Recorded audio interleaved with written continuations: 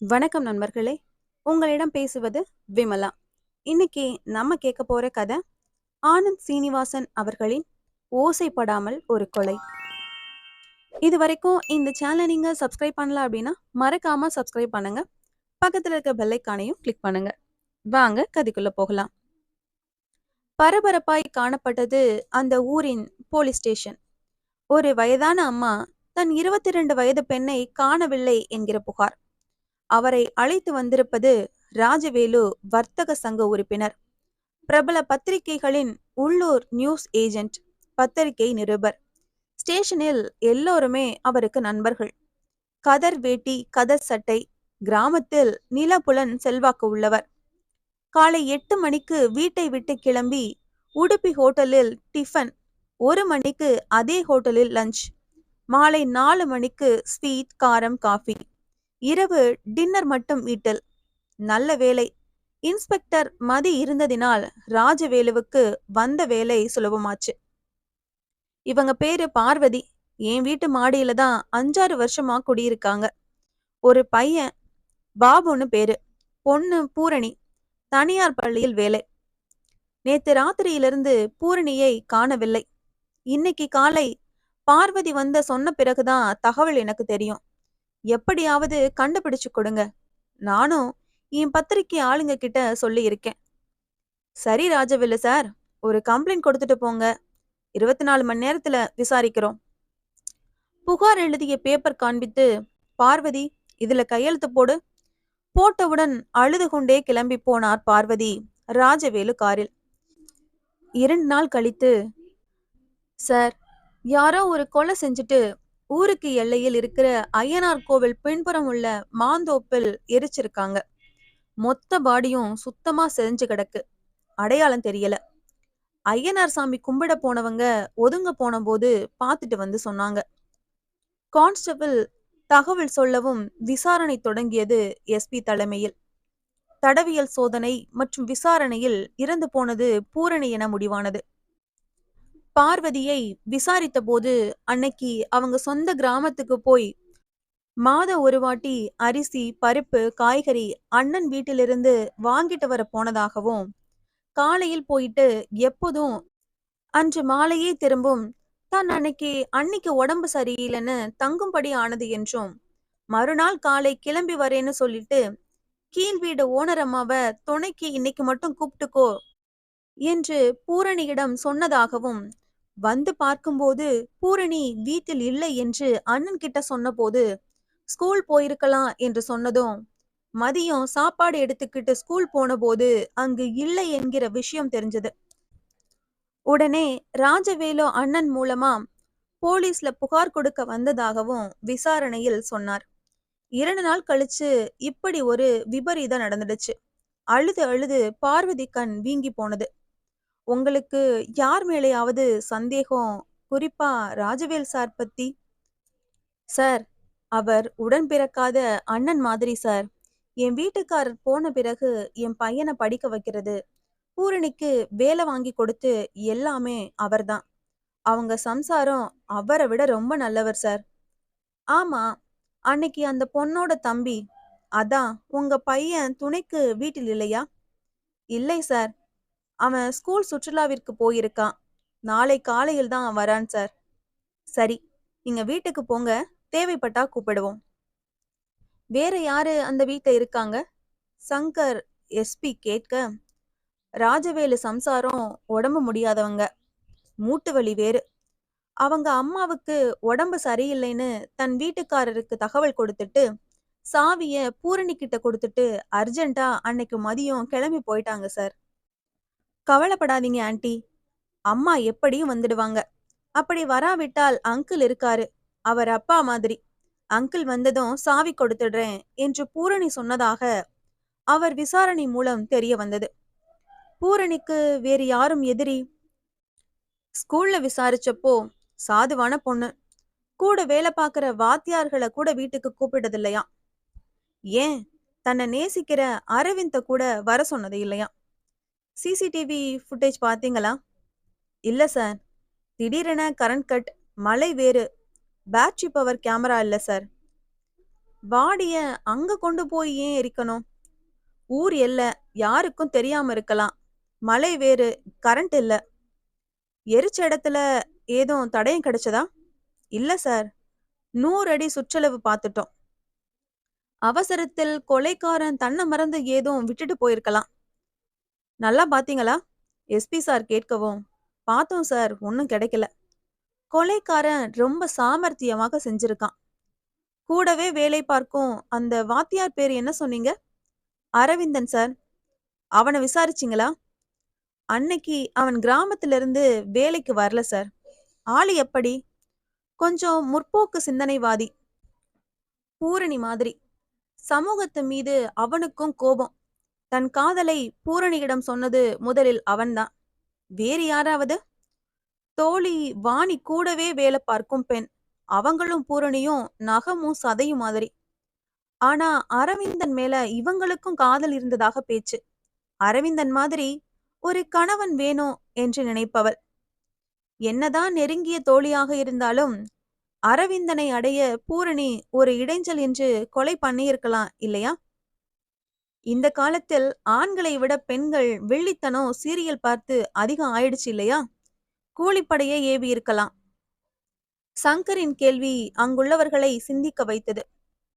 வேற யாராவது கிராமத்துல விரோதிகள்? சான்ஸே இல்ல சார். சாதுவான மாமா குடும்பம். அவர் மூலம் பிரச்சனை இல்ல. நாம சந்தேகப்படுற குற்றவாளிகள் லிஸ்டில் Aravindan, Vani, school PT master Suresh, house owner Rajavelu, Rajavelu சம்சாரம், பார்வதி, பாபு, பூரணி தம்பி. இவங்களில் யாரு இல்லைன்னு சொன்னா கொலைக்காரன் யாரு? அவன் எங்க இருக்கான்? ராஜவேலு முன்னாள் முனிசிபல் கவுன்சிலர். இப்போதும் வார்டு மக்களுக்கு நன்மை செய்யும் நேர்மையான மனிதர். பரம்பரை தேசியவாதி. பணக்காரர் கூட. குழந்தை பாக்கியம் கிடையாது. எனவே குழந்தைகளிடம் பிரியம் அதிகம். இன்ஃபேக்ட் பாபு பார்வதி சொன்ன மாதிரி படிப்பு செலவை அவர்தான் ஏத்துக்கிட்டு இருக்கார். தன் மனைவிக்கு உறவினர் என்பதாலேயே வாடகை வாங்காமல் மாடி போர்ஷன் கொடுத்து உள்ளார். ஊருக்கு உபகாரி. அன்னைக்கு சாவி வாங்கிட்டு படுத்தவர் காலையில் பார்வதி எழுப்பும் வரை தூங்கியிருக்கிறார். பார்வதி சொல்லித்தான் பூரணி வீட்டில் இல்லை என்பது அவருக்கு தெரிய வந்துள்ளது. மதி சொல்லி முடித்தார். வாணி நெருங்கிய தோழி. அரவிந்தன் மேல் ஒருதலை காதல். தன் காதலுக்கு பூரணி இடைஞ்சல் என்று நினைத்தாலும் கொலை செய்யும் அளவுக்கு தைரியம் கிடையாது. அரவிந்தன் வேஷ்டி கதர் சட்டை, தோளில் ஒரு ஜோல்னாப்பை, இலக்கியவாதி. பூரணி சம்மதம் கிடைக்கும் வரை காத்து இருப்பவன். இலக்கிய சண்டைகள் வெடிக்கும் அளவுக்கு வரும். கொலை பண்ணும் அளவுக்கு மோசமானவன் இல்லை, சாதுவானவன். பாபு சின்ன பையன், விபரம் பத்தாது. அவனும் ஊரில் இல்லை. ராஜவேலு சம்சாரம். அவங்க பூரணியை பெண் மாதிரி பார்த்து கொள்ளும் இயல்பு.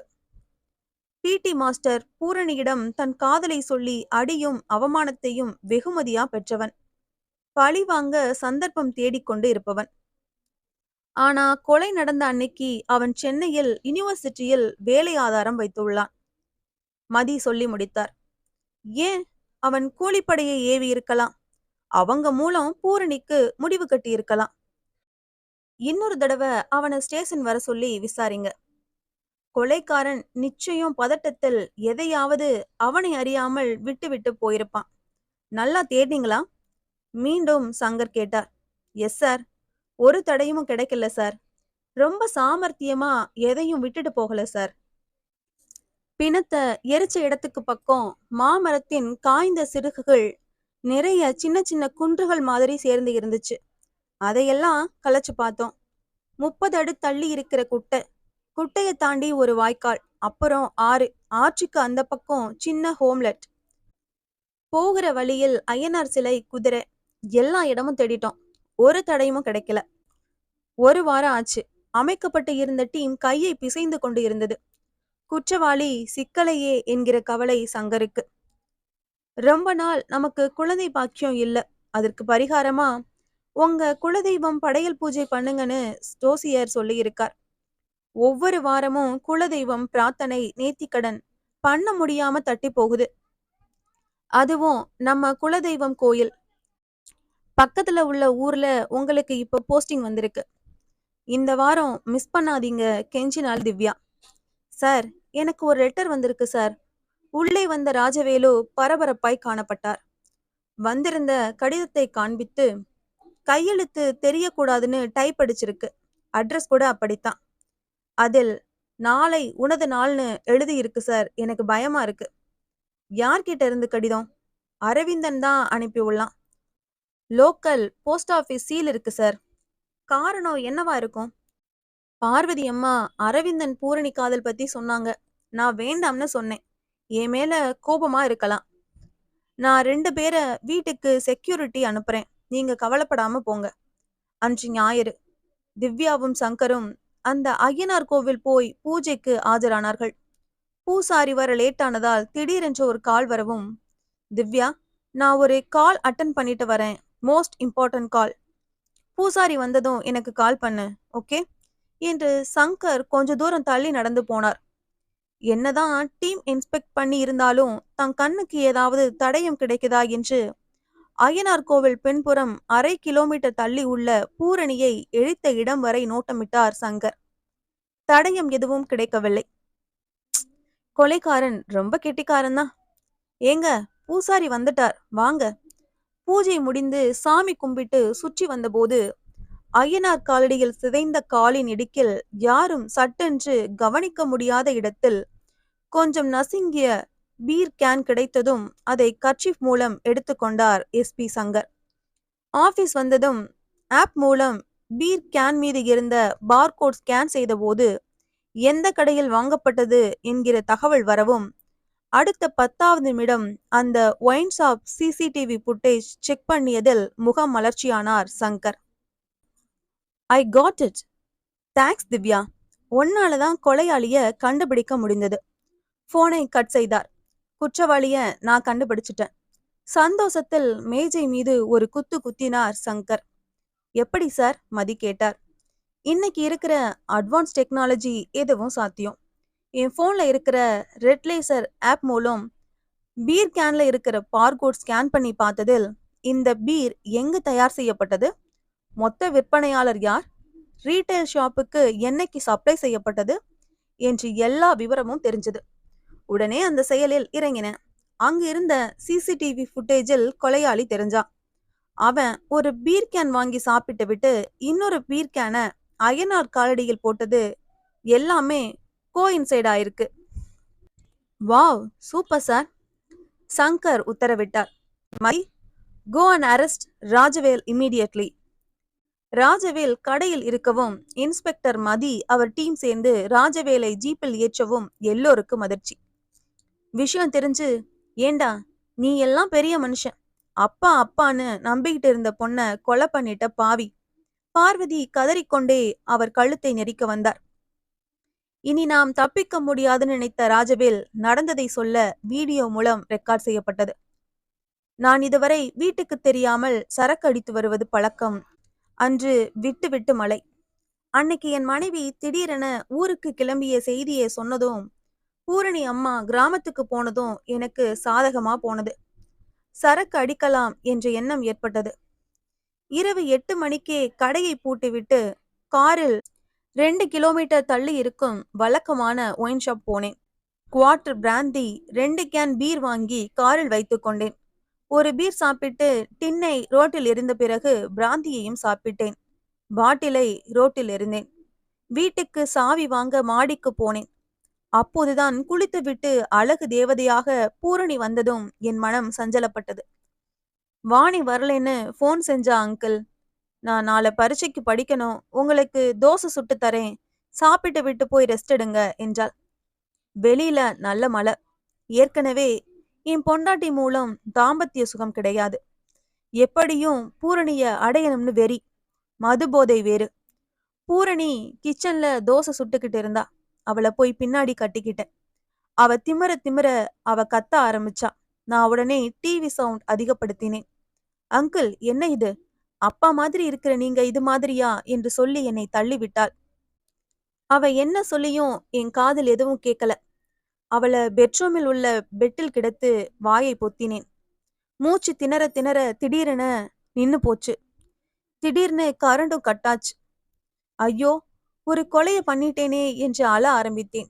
வெளியில் தெரிஞ்சா அவமானம், பேர் கெட்டுப் போகும்னு கிடுகிடுவென காரியத்தில் இறங்கினேன். நாங்கள் இருக்கும் இடம் அங்கொன்றும் இங்கொன்றும் வீடுகள் வளர்ந்து வரும் புறநகர் புதிய பகுதி. மழை, கரண்ட் இல்லாதது எனக்கு சாதகமானது. என் ஆட்கள் இருவரிடம் 10 லிட்டர் பெட்ரோல், சுகர் ஒரு மூட்டை எடுத்து வரச் சொன்னேன்.